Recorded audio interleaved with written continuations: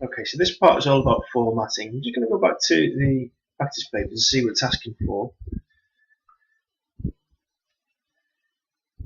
It's saying hide columns L and M, format only the cells in rows 6 and 7 so they are bold, italic and center aligned. Okay, I'm going to do a little bit more than they're asking for, just so we cover all bases. First thing I'm going to do is take off my filter. So clear filter from country. And look along, we've got no filters, just got all our basic spreadsheet. The first thing that becomes apparent to me is that not every column is aligned correctly. Now what I could do, there are a number of ways of doing this. You can hover your mouse in between the two cells and drag. You can double click, or you can click on this area here which highlights the whole spreadsheet, and then just hover the mouse in between any two cells, double click, and it will align the whole spreadsheet in one go. Okay, so there's lots of things we can do here to enhance the look and feel of your spreadsheet. You may not want to document all of these things, but a simple thing you could do is just to take a screenshot, for example, of the bold icon there. And something I would do is to take a screenshot. If I was going to show how to make something bold, for example, I'd make it bold, take a screenshot there, go back to my presentation, paste that in there, pop it down, all the way down to that little bold, a bit bigger.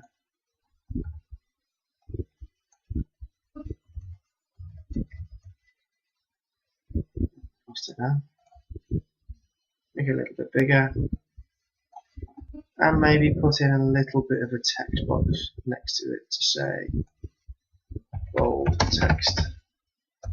As simple as that. But it's up to you.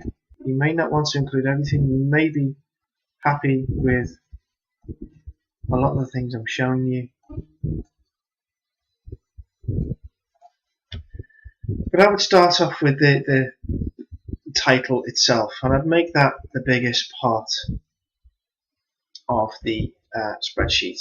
And something else I'd do here is I'd merge and center it all the way along. So this is a really good thing to use, merge and center, and I would definitely put this into my skills log. You could even change the color. I'm going to use bold where we've got important labels. And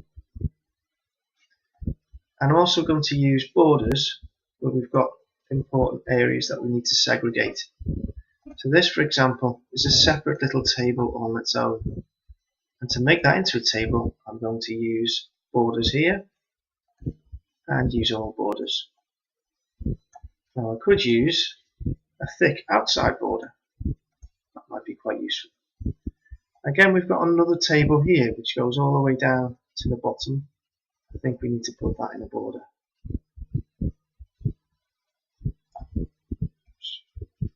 Do that again.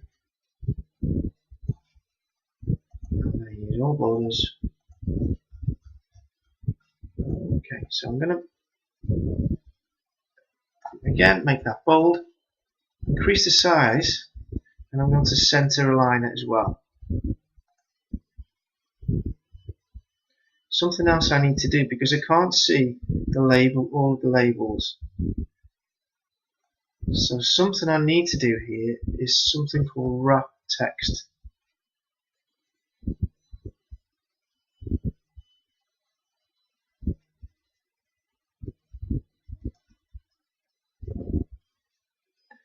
It hasn't quite worked as I expected it to, so I'm going to undo that. But that would be useful if you had quite a big label.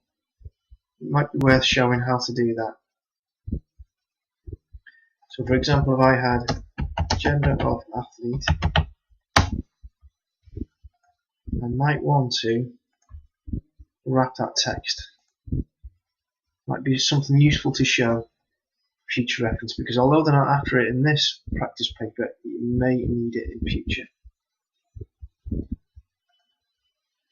Okay, shading is also something that is often used, but you must be careful with what shading colour you use, because it can start to look unprofessional if you use bright yellows or pinks or oranges. I tend to go for very boring greys. Okay, light shading of grey there, and that helps to enhance the look of the spreadsheet.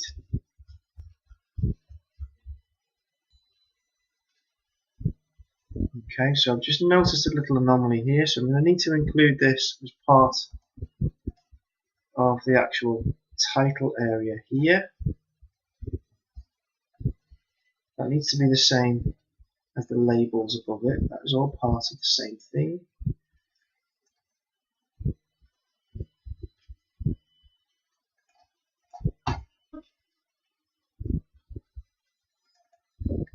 Just a little bit of tinkering sorts that out.